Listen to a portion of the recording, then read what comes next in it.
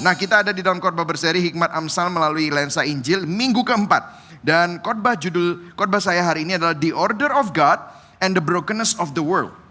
Jadi pola keteraturan Tuhan dan kerusakan dunia. Saya akan ambil dari Amsal 5 ayat 16 sampai ayat yang ke-23. Kemudian kita akan loncat di Wahyu 21 ayat 1 sampai 5. Nah, saya akan bacakan yang putih, saudara baca yang kuning. Oke, saudara? Saudara siap? Amin. Amsal 5 ayat 16. Patutkah mata airmu meluap keluar seperti batang-batang air ke lapangan-lapangan? Ayat 17. Biarlah itu menjadi kepunyaanmu sendiri. Jangan juga menjadi kepunyaan orang lain. Diberkatilah kiranya sendangmu, bersukacitalah dengan istri masa mudamu. Ayat 19. Rusa yang manis, kijang yang jelita, biarlah buah dadanya selalu memuaskan engkau dan engkau senantiasa birahi karena cintanya. Hai anakku, mengapa engkau birahi akan perempuan jalang dan mendekap dada perempuan asing? Ayat 21, karena segala jalan orang terbuka di depan mata Tuhan dan segala langkah orang diawasinya. Orang fasik tertangkap dalam kejahatannya dan terjerat dalam tali dosanya sendiri. Ayat 23, ia mati karena tidak menerima didikan dan karena kebodohannya yang besar ia tersesat. Nah, kita akan lompat di Wahyu 21 ayat 1 sampai 5. Nah, saudara, nanti saya nggak akan kembali ke sini, tetapi ini adalah bagaimana ciptaan Tuhan itu akhirnya yang rusak itu mengalami pemulihan. Nah, kita akan lihat ayat 1 sampai ayat yang kelima. Saudara baca kuning, saya baca yang putih. Kita baca sama-sama ayat 1, 1, 2, 3. Lalu aku melihat langit yang baru dan bumi yang baru. Sebab langit yang pertama dan bumi yang pertama telah berlalu.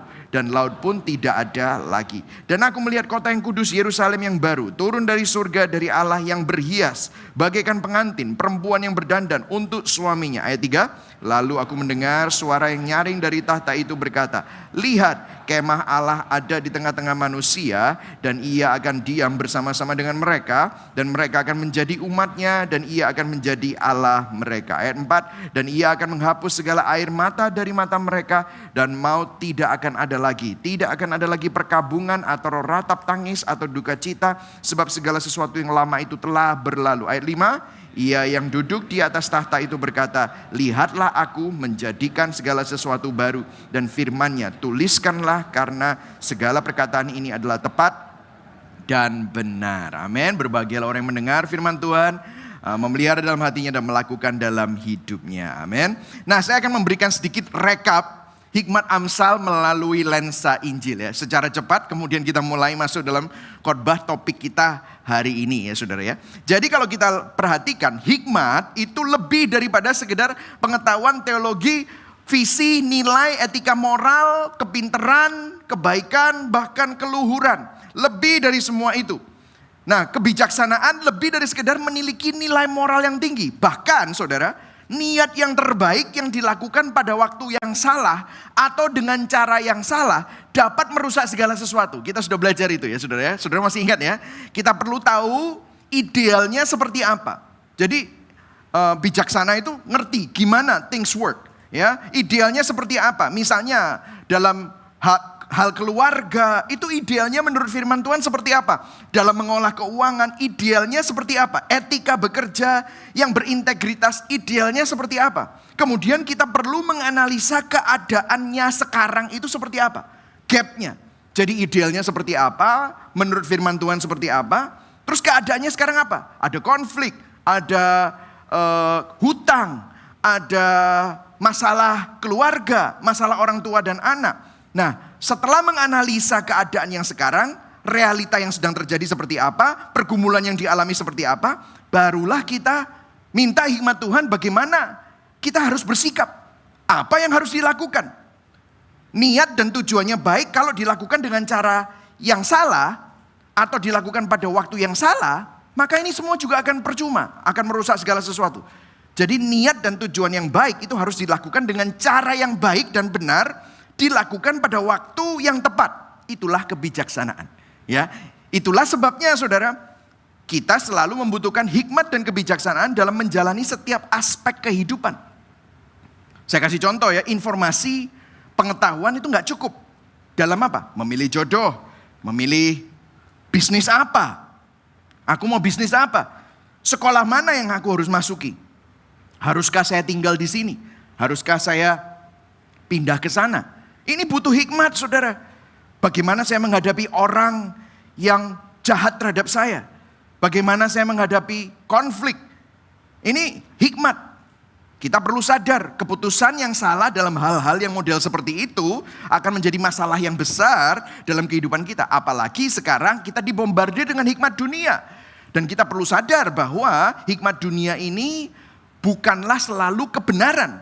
Apalagi karena pandemi, apalagi karena semua orang ngomong A, ngomong B, kita nggak bisa cuman hanya ikut-ikut aja. Kecerdasan, kepintaran, informasi, pengetahuan saja tidak cukup. You need wisdom. Yang setuju katakan amin. Amin, saudara. Jadi bukan duit, bukan hanya informasi, tetapi yang Anda butuhkan adalah hikmat. Nah, gimana punya hikmat? Saudara perlu punya karakter.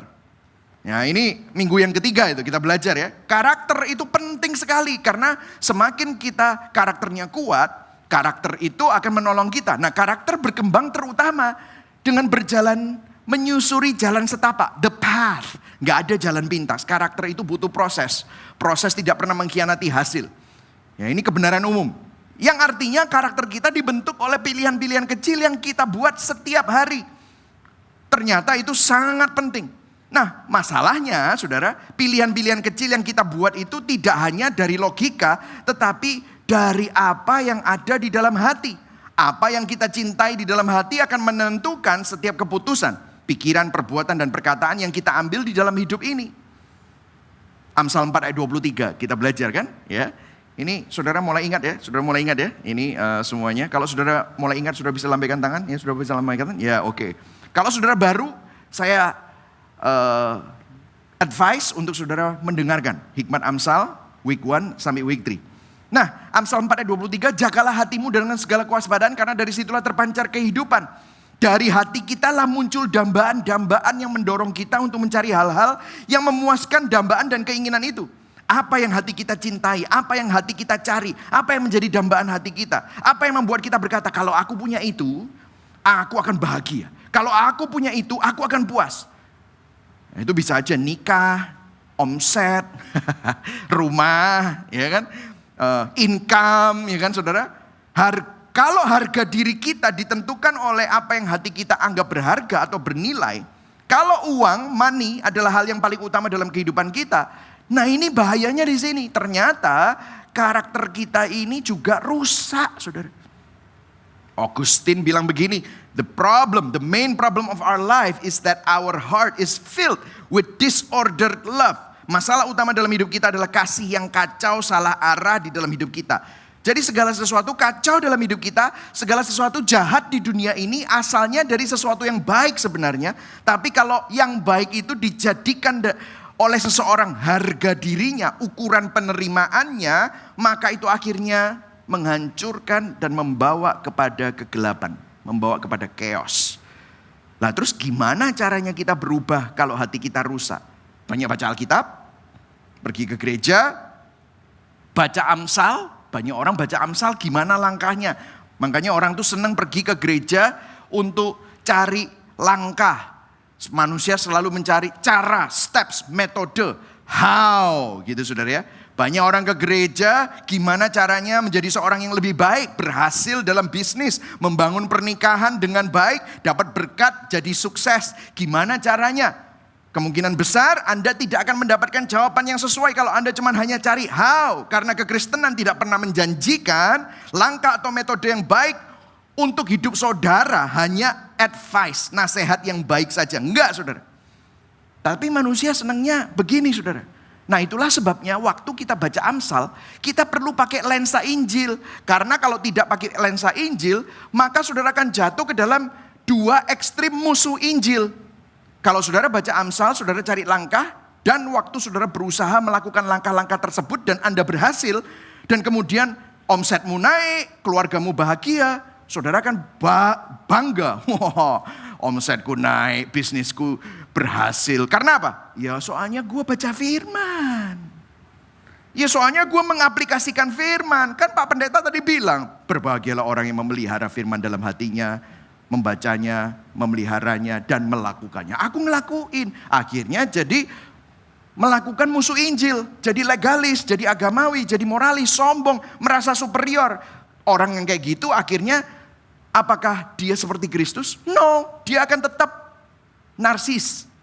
Dia akan tetap berfokus pada dirinya sendiri. Meskipun kelihatannya dia orang Kristen dan melakukan hal-hal yang berbau Kristen.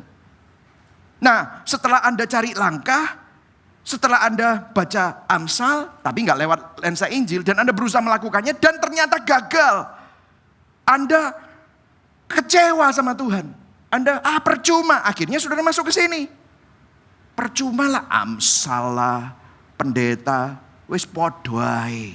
Nah, saudara merasa liberal. Percuma agama itu tidak boleh dicampur sama kehidupan, tidak bisa. Udahlah, kita tidak usah terlalu fanatik. Sudah sering dengar begitu? Ya ini akhirnya jadi musuh Injil. Non agamawi, sudah yang penting itu kita happy aja, happy, hedon. Nah, kalau ketemu sama orang yang rohani, waduh aku jangan cedek deh, kok aku kobong. Neraka ini, itu surga. Wah, merasa inferior kalau ketemu sama pendeta, sama orang yang rohani. Alergi dia, merasa inferior. Tetapi ini semua juga tetap aja sama self. Nah itulah sebabnya hikmat Amsal itu tidak bisa dilihat dari dirinya sendiri. Harus dilihat dari lensa Injil. Karena kita bicara apa? Semua hidup kita ini bukan tentang gimana. It's not about how, but it's about who. Bukan tentang bagaimana saya harus begini, bagaimana saya harus begitu. Itu nasihat yang baik. Tetapi Injil adalah tentang siapa yang cari kamu. Injil bukan berbicara tentang manusia yang cari Tuhan, manusia yang berusaha untuk hidup berkenan kepada Tuhan. No. Kita nggak bisa melakukan itu semua. Tetapi Injil berbicara bahwa Tuhan yang cari manusia berdosa. Tuhan yang menanggung dosa manusia. Tuhan yang menyelamatkan kita. Tuhan yang melakukan segala sesuatu dan menyelesaikannya untuk supaya saudara dan saya yang mati dapat hidup.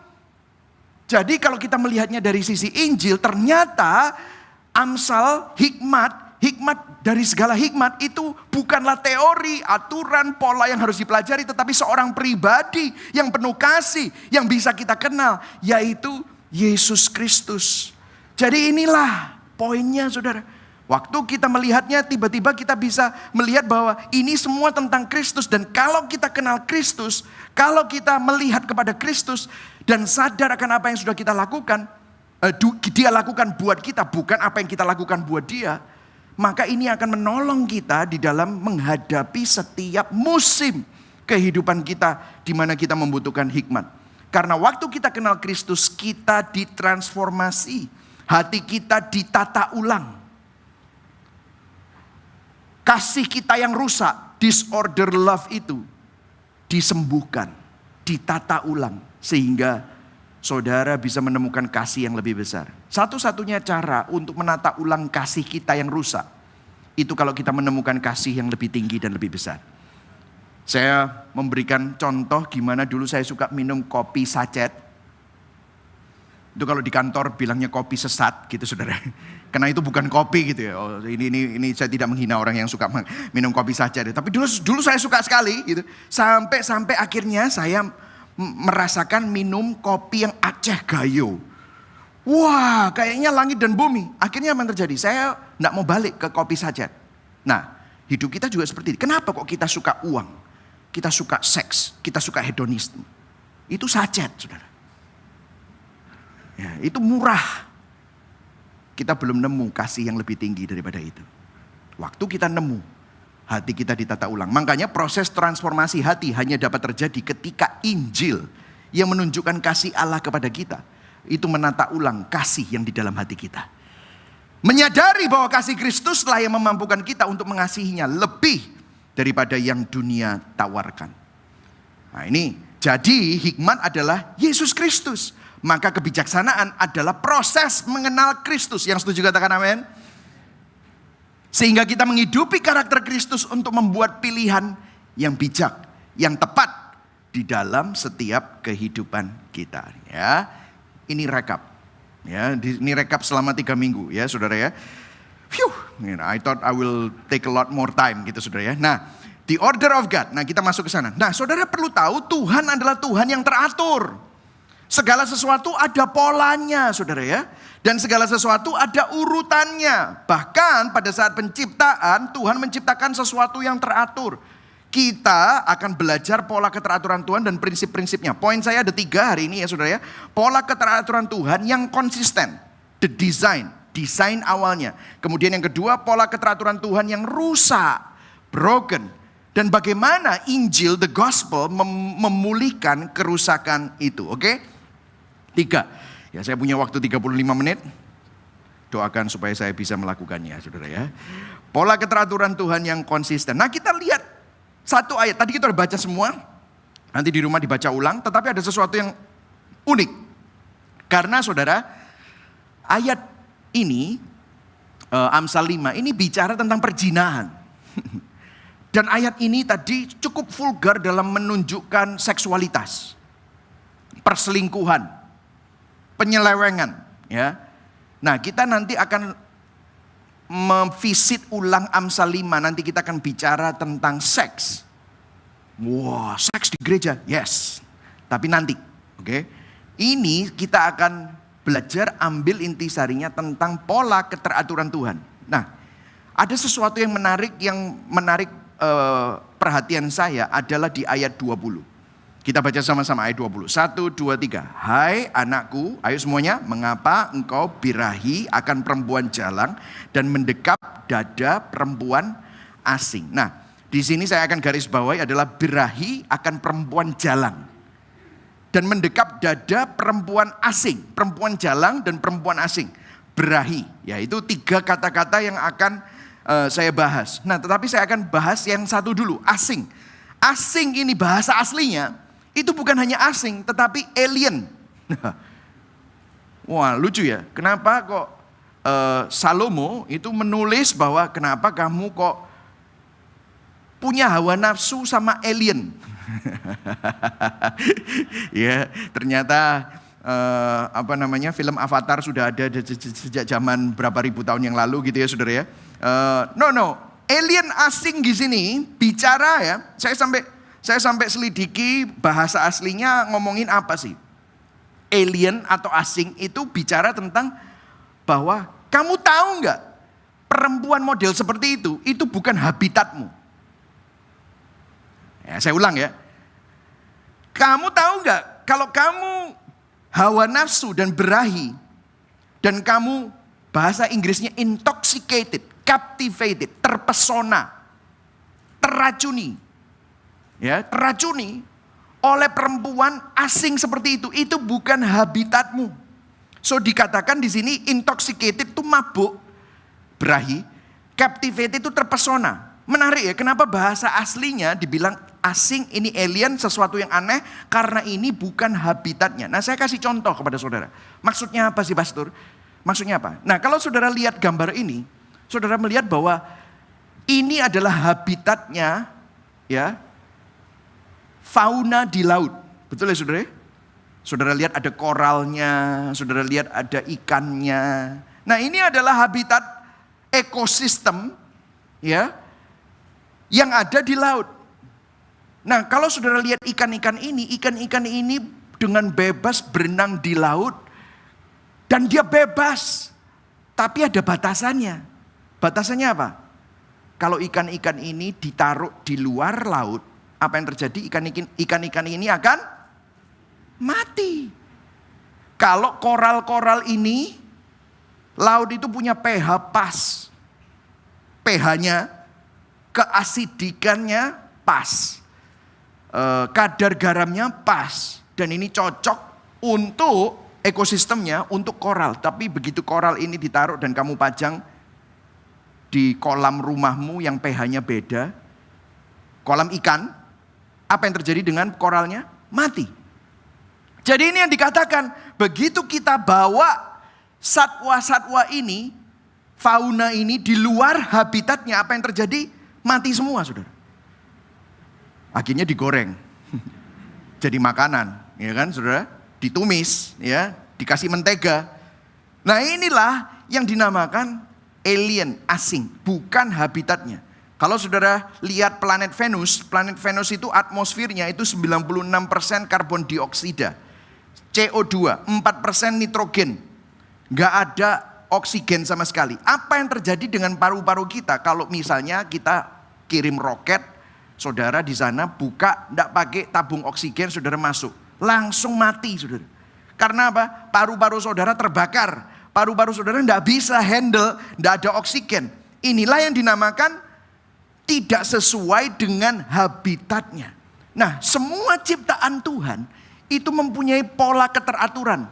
Semuanya itu ada tempatnya, ada fungsinya, ada tatanannya. Yang setuju katakan amin. Nangkep ya saudara ya? Ada hukum gravitasi, hukum termodinamik, ya kan?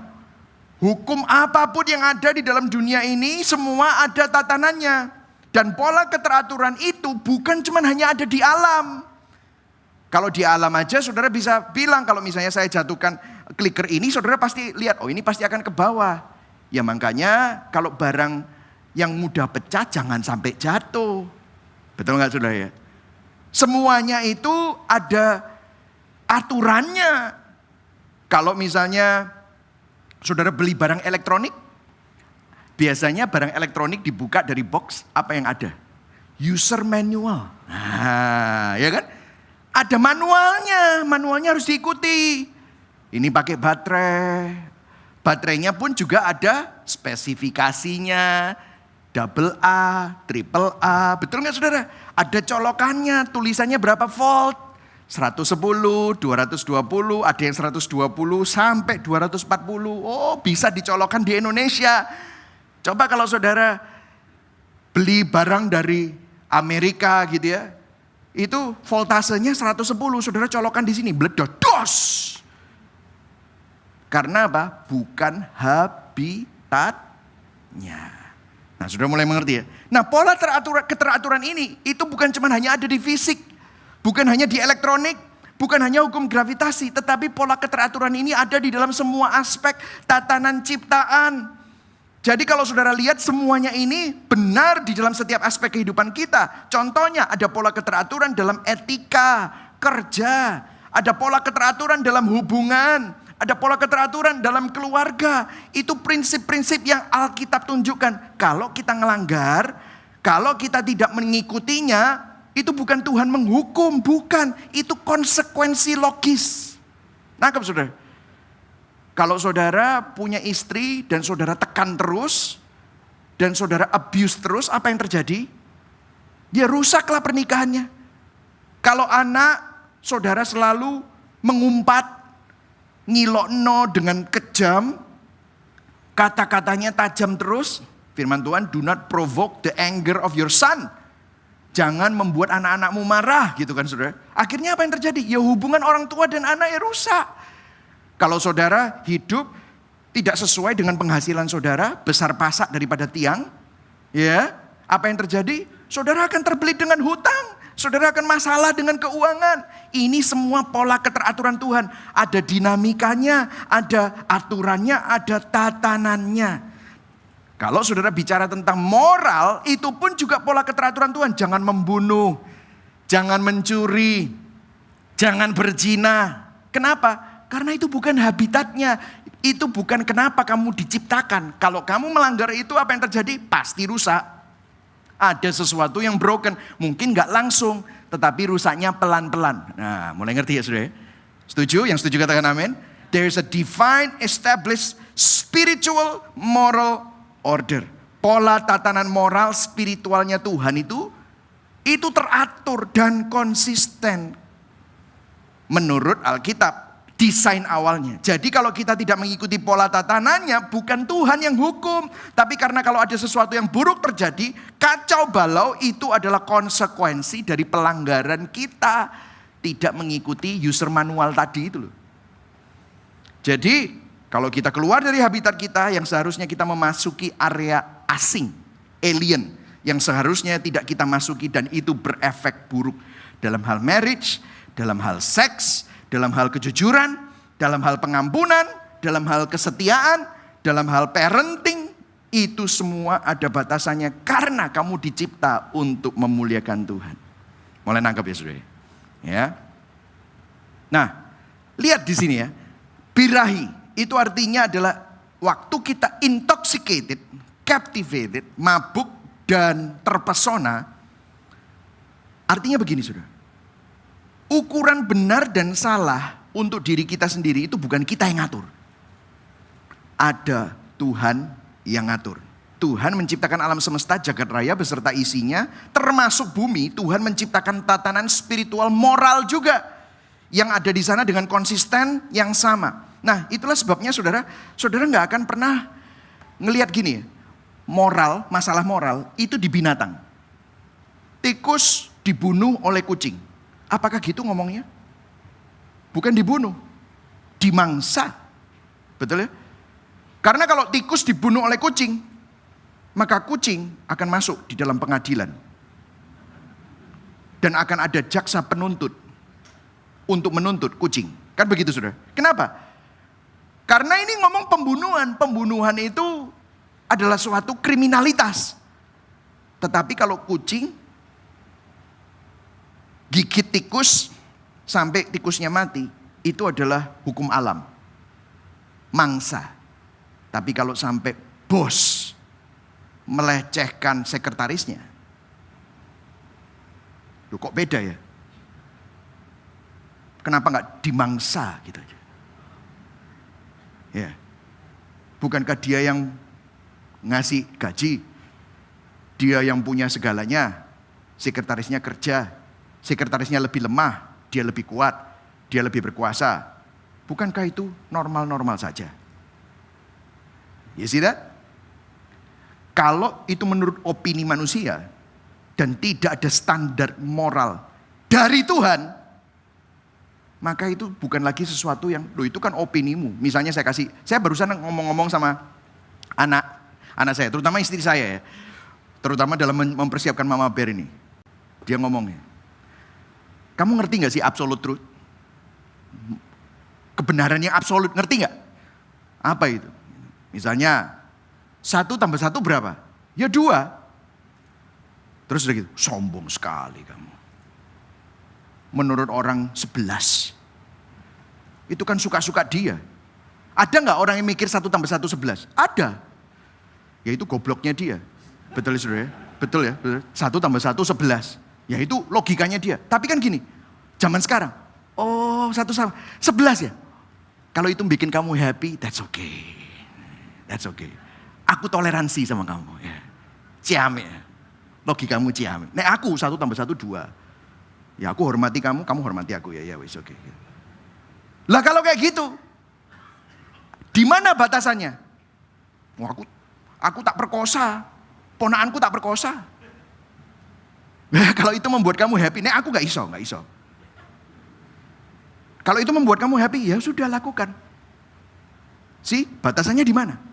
Gak seneng, tak pateni aja, tak belah. Loh itu kan lumrah, wong dia jago kungfu, yang satunya lemah, ngomong tok sepatah nono aja. Loh ini di mana? Karena kalau opinimu dan opiniku absolute truth itu ada saudara. Nggak bisa ngomong, oh kenapa? Karena absolute truth ini ternyata benar di dalam semua bangsa, semua peradaban. Harga diri martabat manusia dari mana? Karena zaman dulu ada perbudakan. Manusia jadi objek, properti. Ini kita nggak pernah bahas ya di dalam gereja ya. Biasanya gereja bahasnya cuman berkat, terobosan. Ini kita perlu sadar. Ini loh, ini penting sekali. Jadi absolute truth itu ada merupakan suatu divine established moral order. So we cannot ignore that. Kita nggak bisa. Jadi apa yang benar buat saya itu juga pasti benar buat kamu mestinya. Jadi bukan gini, oh menurut kamu benar ya sudah, itu bikin kamu happy ya sudah. Nah itu nanti relativisme. Nah ini dibahas di Mama Bear Apologetika. Gimana menghadapi sekarang soalnya semuanya begitu. Oh kamu mau jadi apa? Oh aku nggak jelas, Mam, aku ini bukan laki-laki, tapi aku juga bukan wanita. Lah terus apa? Aku belum decide. Aku belum memutuskan. Nggak tahu, mungkin aku separuh anjing atau separuh kuda. Loh, ini terjadi loh saudara. Ini banyak terjadi. Di Amerika banyak sekali undecided. Gitu kan. Pernah ada guyonannya kan kalau tanyain seks. Terus kalau orang Indonesia tulis tidak pernah gitu kan saudara ya. Get it? Mestinya kan laki-laki atau perempuan. Kalau di Amerika itu terserah, belum ditentukan. Loh gitu loh saudara. Nggak boleh ngomong, oh kamu boy, kamu girl, nggak boleh. Itu terserah. See, this is bad. Ini yang terjadi. Di mana saudara batasannya? Ternyata ada divine, established, spiritual, moral order. Dan kalau kita sadar adalah suatu kebijaksanaan jika kita mengenali pola tatanan ciptaan Tuhan baik secara fisik, moral dan spiritual dan hidup sesuai dengannya. Ini adalah suatu kebijaksanaan. Yang setuju katakan amin. Nah, kita masuk ke dalam poin yang kedua. Pola keteraturan Tuhan yang rusak. Nah, saudara ya, rusak ternyata. Inilah sebabnya kita mempunyai relativisme, naturalisme, ya kan? Spiritualisme, emosionalisme. Saudara enggak tahu kan itu semua? Baca ini, saudara. Baca ini, saudara. Penting, saudara. Kenapa? Supaya saudara sadar. Culture itu membombardir kita. Nah, Amsal 5 ayat 22 sampai 23. Ini tatanan ciptaannya Tuhan. Ini ngomongnya begini. Orang fasik tertangkap dalam kejahatannya sendiri. Dan terjerat dalam tali dosanya sendiri. Ayat 23 baca sama-sama, 1, 2, 3. Ia mati karena tidak menerima didikan, karena kebodohannya yang besar, ia tersesat. Nah kalau saudara baca ini, prinsip dan tatanan idealnya Tuhan, ini adalah prinsip dan tatanan Tuhan yang ideal. Kita melihat bahwa pola ini sering terjadi. Orang yang jahat nanti akhirnya tertangkap oleh kejahatannya sendiri. Betul ya saudara ya? Terjerat dalam tali dosanya sendiri. Tetapi apakah selalu bisa benar seperti ini? Mungkin saudara akan ngomong, waduh pastor, ini gak selalu terjadi loh. Ada loh orang fasik, sekarang belum tertangkap dalam kejahatannya, malah makin jaya. Malah tambah sogeh. Malah menjerat orang lain dalam perangkapnya.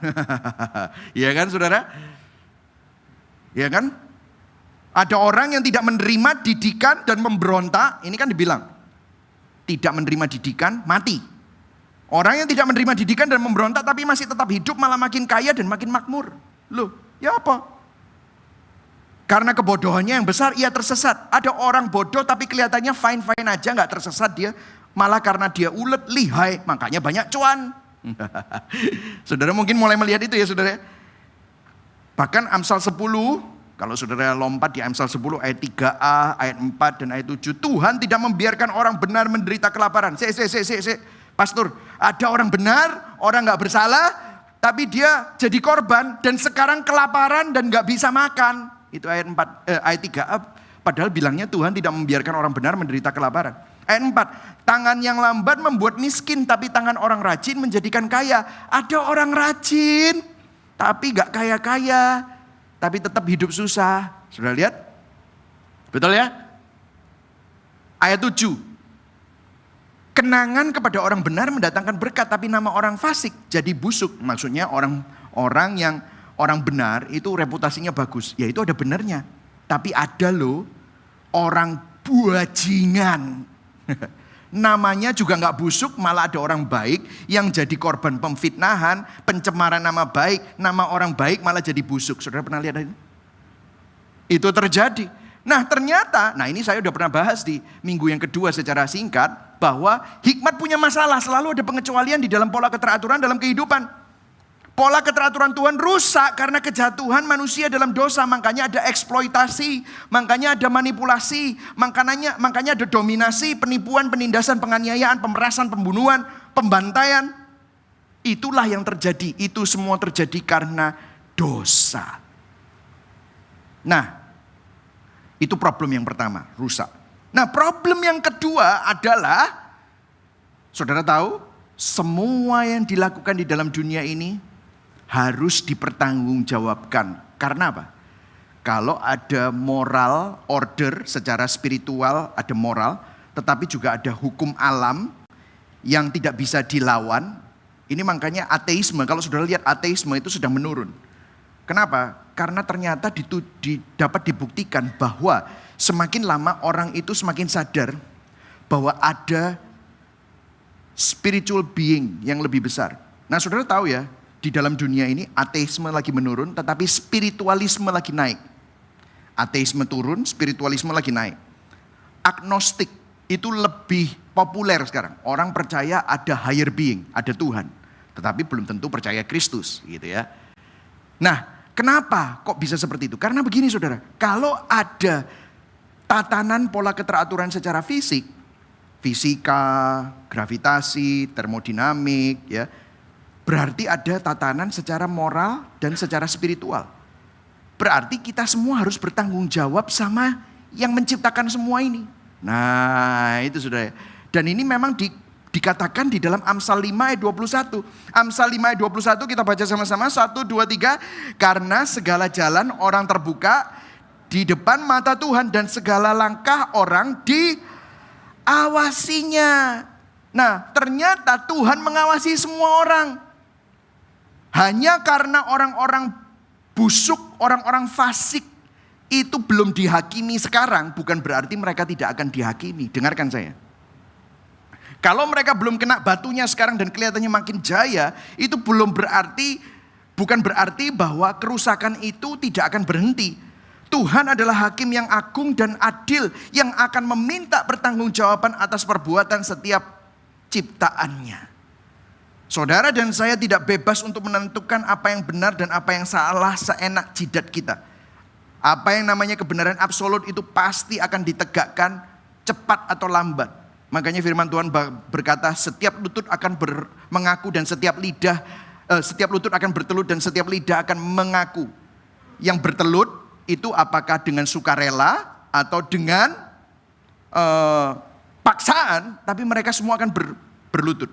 Yang mengaku, apakah mereka dengan sukarela mengaku karena melihat keindahan Kristus atau dengan paksaan, itu semua akan tetap dijalankan. Karena ada standarnya Tuhan.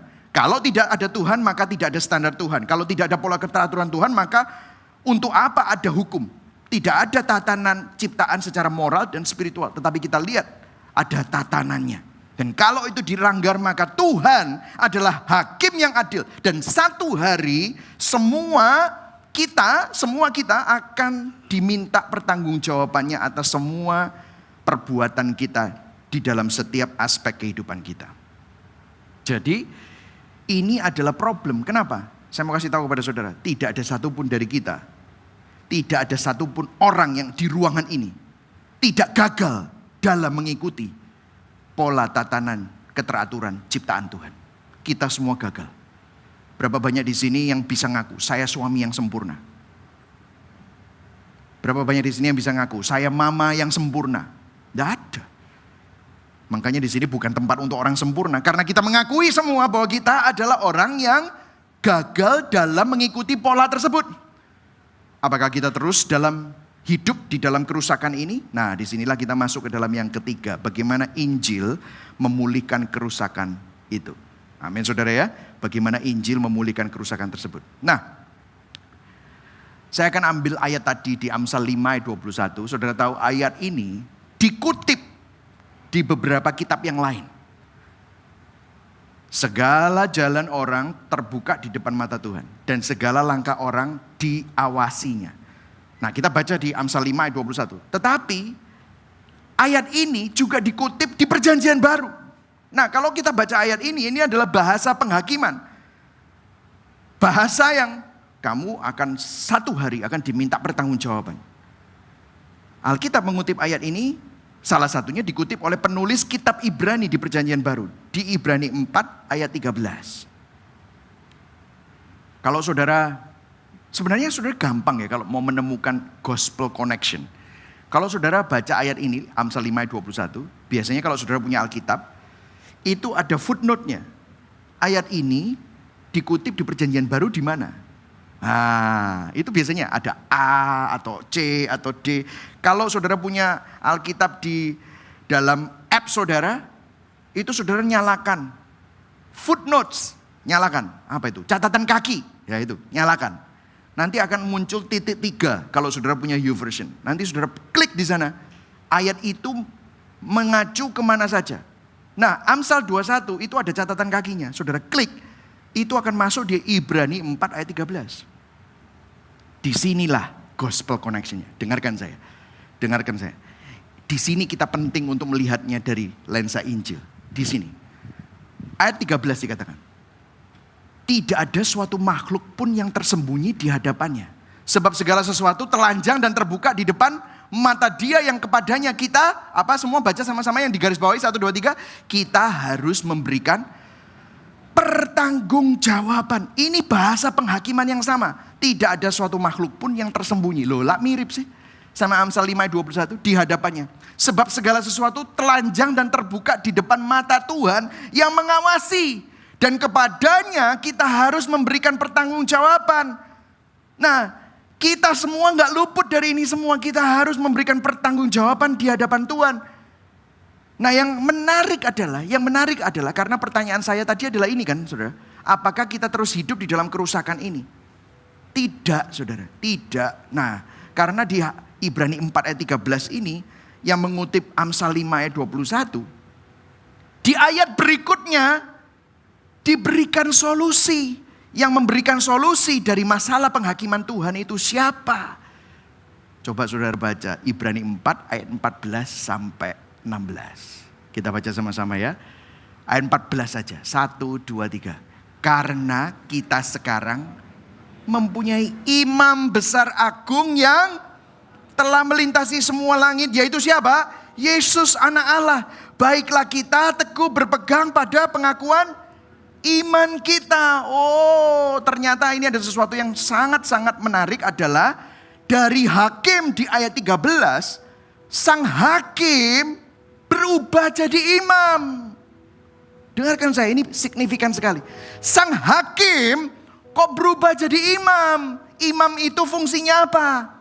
Fungsi imam adalah pengantara, mediator antara Tuhan dan umat. Tuhan yang kudus dan umat yang berdosa.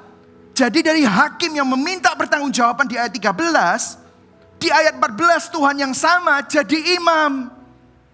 Ada gap, ada perpisahan antara Tuhan yang kudus, Tuhan yang mulia, Tuhan yang adil dengan manusia yang berdosa, manusia yang hina, manusia yang sudah bersalah, melanggar hukum dan terdakwa. Ada suatu gap. Dan saudara melihat kontrasnya. Siapa yang menjadi pengantara? Apakah ada solusi dari manusia? Mampukah kita menemukan solusinya? Kita yang berdosa tidak bisa menghampiri Allah. Yang kudus, yang mulia, yang adil. Apa solusinya? Kalau kita mendekat kepada Allah, kita akan dihakimi. Kita akan hangus. Makanya zaman dulu orang gak boleh masuk ke dalam ruang suci dan ruang maha suci. Gak bisa sembarangan orang. Harus imam. Saudara lihat. Karena imam saja yang bisa memediasi. Karena orang berdosa itu adalah pelanggar hukum, terdakwa. Bagaimana solusinya? Dengarkan saya, inilah Injil. Karena sang hakim agung malah turun untuk cari kita, para terdakwa yang bersalah. Sang hakim tidak hanya duduk di balik kursi penghakiman. Di ayat 13 Tuhan adalah hakim. Tetapi di ayat 14 Tuhan yang sama yang adalah hakim turun menjadi pengantara. Cari orang yang terdakwa seperti saudara dan saya. Menjadi sama dengan manusia. Turun dari sorga. Bersolidaritas untuk merasakan kerusakan dari tatanan ciptaannya sendiri.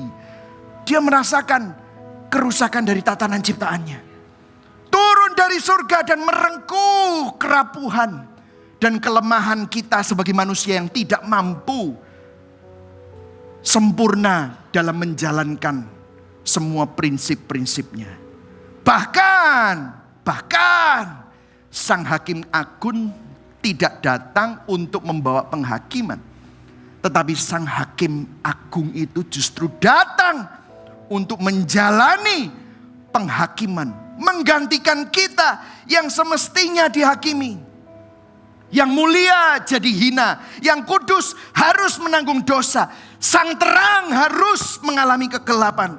Sang kehidupan harus menjalani kematian. Sang damai harus mengalami ketakutan, kengerian dan konsekuensi dosa. Sang kekal harus mengalami maut. Untuk siapa? Supaya saudara dan saya yang terdakwa, saudara dan saya yang melanggar hukum, saudara dan saya yang tidak bisa menghampiri Tuhan. Di ayat ke-16-nya, kita baca ayat 16. Di ayat 16 dikatakan apa?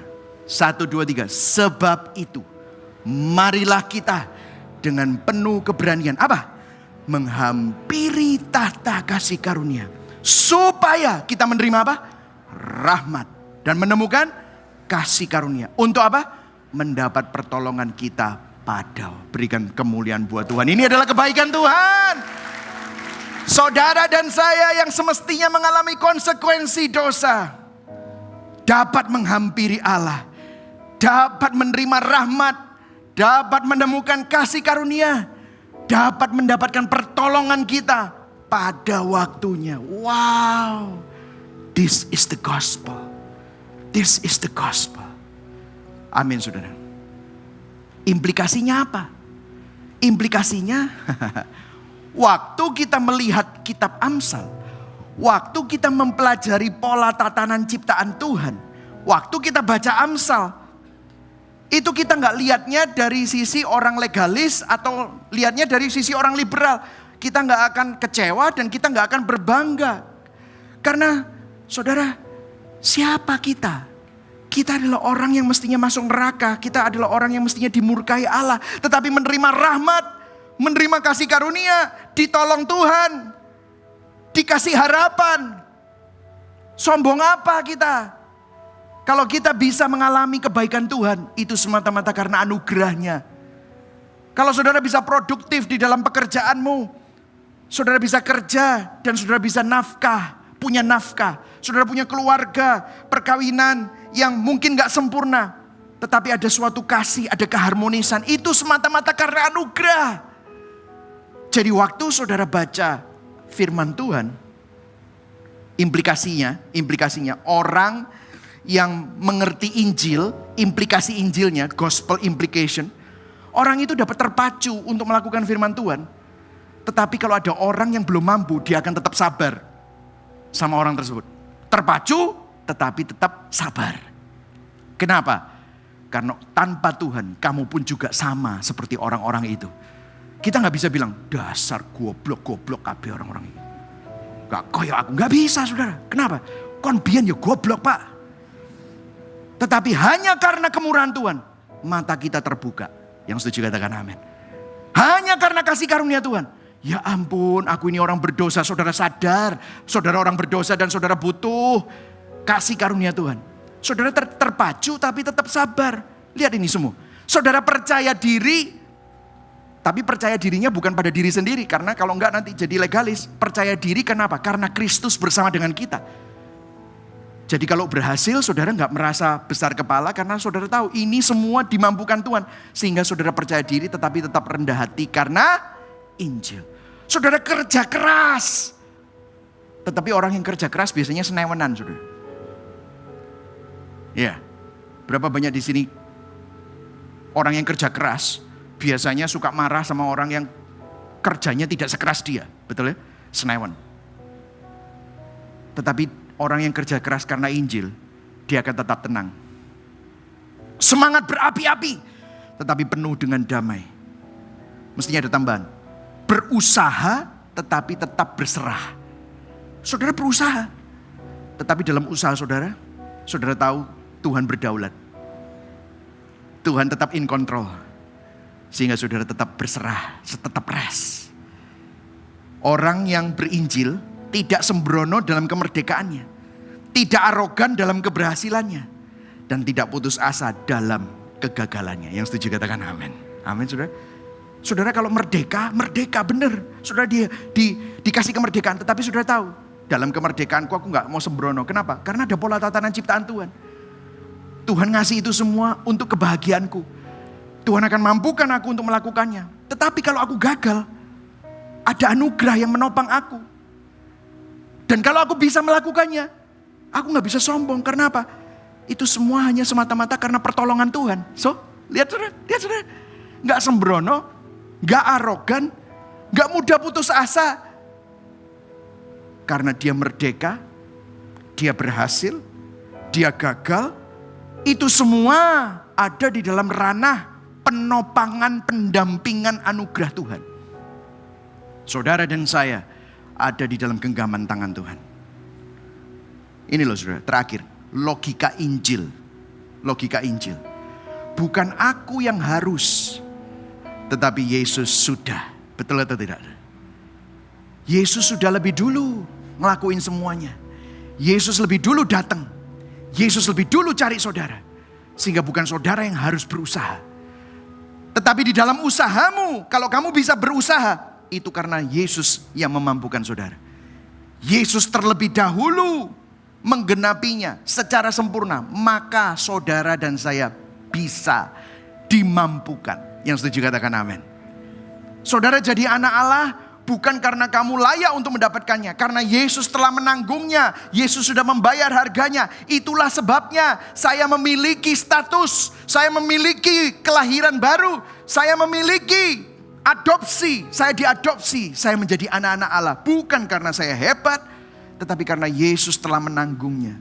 Yesus telah bayar harganya. Itulah sebabnya aku, saudara dan saya yang berdosa, yang percaya kepada Dia, memilikinya. Berikan tepuk tangan buat Tuhan. Amin saudara. Ini loh saudara. Tiba-tiba saudara tidak lagi di dalam kedua ekstrim ini. Karena saudara memandang kepada Kristus. Saudara kembali ke sini. Terpacu tetapi saudara tetap sabar. Saudara tahu saya sebagai gembala sidang. Kadang-kadang gregetan juga sama jemaat. Saudara. Kalau dulu dasar orang-orang. Kalau dulu gak punya otak. Gak tahu firman. Gak punya iman gitu saudara. Sampai saya ditegur Tuhan. Berapa tahun yang lalu kamu ilah yang ngono sih. Oh iya ya. Aduh Tuhan. Ampuni aku Tuhan. Ampuni aku Tuhan. Percaya diriku kebanyakan jadi arogan. Nah di sini loh. Orang kalau ngerti reform theology. Tapi tidak pernah merenungkan di dalam Injil. Nanti jadi reform arogan. Semua orang salah, dia yang paling benar gitu saudara.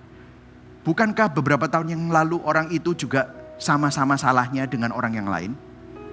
Kalau dia bisa dibenarkan itu semata-mata karena anugerah. Betul atau tidak? Sola gratia. Jadi kalau saudara terpacu, tapi saudara gak sabar sama orang lain, itu terpacumu legalistik. Nah kalau saudara percaya diri, tapi saudara arogan, pada saat yang sama saudara gak rendah hati. Itu karena saudara moralis agamawi. Look to self. Tetapi saya berdoa supaya saudara sadar. Bahwa kalau saudara bisa, itu karena Yesus terlebih dahulu sudah. Kalau saudara mampu, karena Yesus sudah menanggungnya. Yesus sudah, maka kita bisa. Itulah logika Injil. Karena itu hari ini saya mau ajak kita semua untuk turn your eyes upon Jesus. Pandanglah pada Yesus. Mari sama-sama kita bangkit berdiri. Saudara diberkati hari ini. Amin. Sebelum kita menutup, kita sama-sama nyanyikan lagu ini bersama-sama. Turn your eyes upon Jesus. Supaya saudara sadar. Biarlah ini menjadi perenungan buat kita semua bahwa Sang Hakim, Dia tidak berhenti duduk di belakang kursi atau meja penghakimannya. Tetapi Sang Hakim itu turun cari saudara. Dan Sang Hakim bukan bawa penghakiman. Dia menjalani penghakiman. Supaya saudara dan saya yang semestinya dihakimi menerima keselamatan. Mari sama-sama kita nyanyikan.